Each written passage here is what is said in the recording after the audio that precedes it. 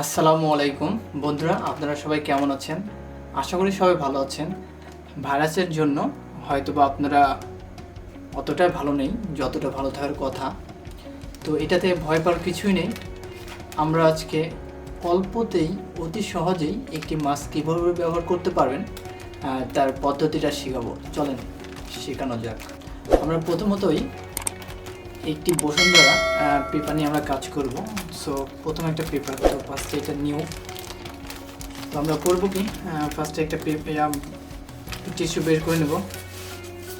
So fully and একটা mask তৈরি করতে আমাদের বেশি কিছু লাগবে না, জাস্ট ফর একটি টিস্যু পেপার আর দুইটা rubber and like the stapler. So এটা ছোট এবং বড় যেটাই হোক না কেন। তো আমরা ফার্স্টে করব কি, এই টিস্যু পেপারটাকে সুন্দর করে বড় করব এবং this like that.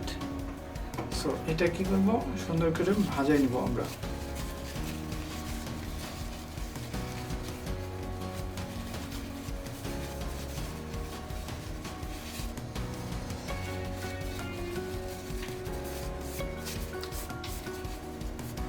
See here এই রাবারটা সুন্দর করে আমরা এখানে ইউজ করব।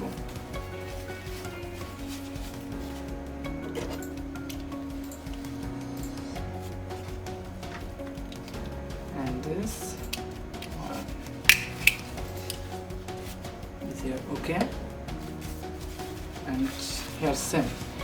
অ্যাকচুয়ালি এটা আমাদের বড় থাকাতে আমরা একটু এখান থেকে কেটে নেব, এতটুকু আমরা কেটে ফেলবো।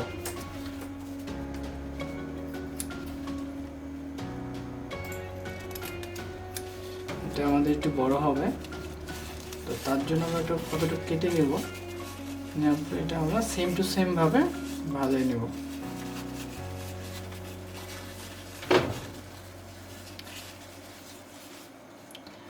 অল্পতেই খুবই সহজে এবং খুবই নর্মালভাবে এটা সবাই ইউজ করতে পারবে। আমাদের বাসায় এরকম টিস্যু পেপার অনেক আছে, তো আমরা বাসায় অল্পতে এবং নর্মালভাবে আমরা একটি স্পেশাল মাস্ক তৈরি করতে পারি, যেটা আমাদের করোনা ভাইরাস থেকে সেফটি হিসাবে কাজ করবে। অ্যাকচুয়ালি একটা মাস্ক একবার ব্যবহার করলে এনাফ হয়ে যায়।